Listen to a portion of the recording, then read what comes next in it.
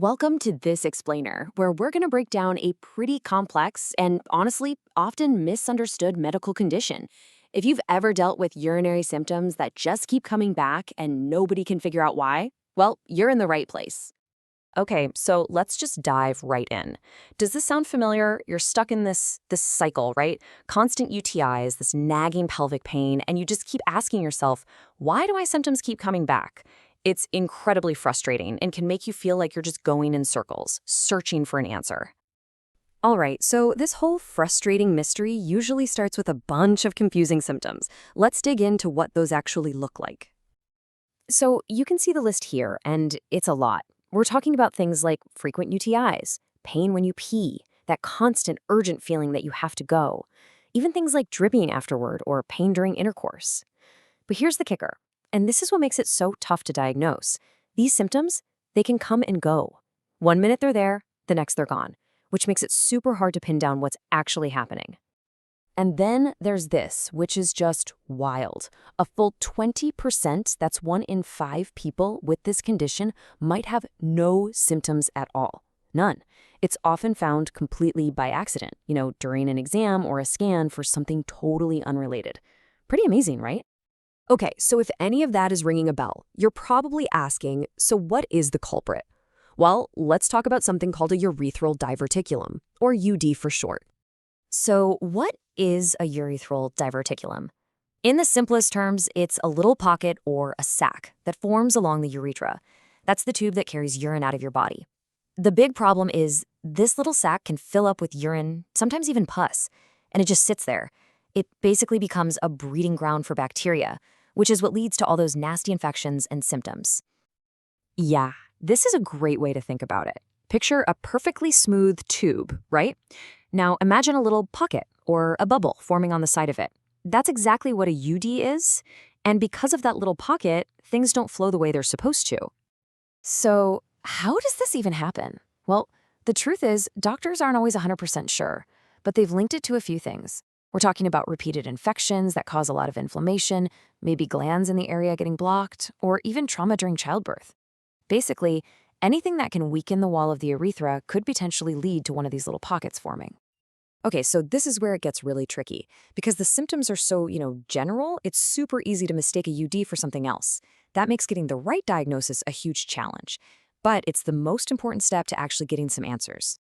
And this is a really big deal. UDIs are not super common, so they often get overlooked. I mean, people can go for years, literally years, getting treated for things like chronic UTIs or interstitial cystitis, all while the real root cause is just sitting there, completely missed. So, how do you finally get a real answer? Well, the diagnostic process is pretty methodical. It really boils down to 3 main steps. First, your doctor's going to go over your whole medical history and do a physical exam. Then, they'll do some urine studies. And finally, and this is key, they'll use imaging tests to get a good look at what's going on inside. That physical exam is super important. A doctor might actually be able to feel a little mass or a tender area on the vaginal wall. And here's a big clue. If they gently press on that spot, sometimes they call it milking the area, and a little bit of urine or pus comes out, that's a pretty strong sign that a UTI could be the culprit.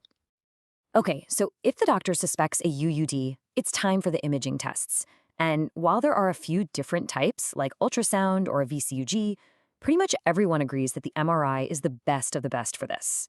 It gives this incredibly detailed picture, showing exactly where the UUD is, how big it is, all the information that's absolutely vital for figuring out the best way to treat it. All right, diagnosis confirmed. Now what? Let's move on to the treatment options because you've really got 2 main paths you can take. And choosing which path to take, it really all comes down to you and your symptoms. Look, if your symptoms are super mild, or maybe you don't even have any, your doctor might just say, let's just keep an eye on it. That's called watchful waiting. But if the symptoms are really messing with your quality of life, then surgery is almost always going to be the most effective way to solve the problem for good. Now, when we talk about surgery, the main goal, the treatment of choice, is what's called a surgical excision. That's where the surgeon goes in and carefully removes the entire sac. That's really the best shot at making sure it doesn't come back. There are a couple of other options, like making a little cut to help it drain or even creating a permanent opening, but those are usually for more specific or complex cases. Okay, so you've had the treatment. What's life like on the other side? Let's talk about recovery and what you can expect.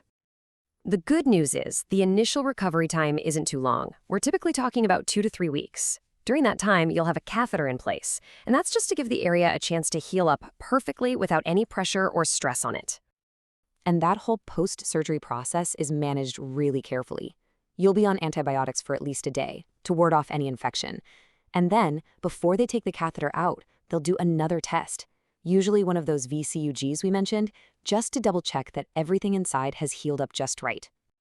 And honestly, this quote really gets to the heart of it. The whole point of going through all this isn't just to fix a medical problem. It's about getting your life back. It's about ending that constant cycle of pain and worry so you can get back to doing, well, whatever it is you love to do, without having to think twice about it. So here's the big takeaway. If you've been dealing with these symptoms that just won't go away, please don't ignore them or think you just have to live with it. Getting a proper, thorough evaluation could literally be the key that unlocks the answer you've been searching for. It really makes you wonder, right? Could getting the right diagnosis finally be the solution you've been waiting for?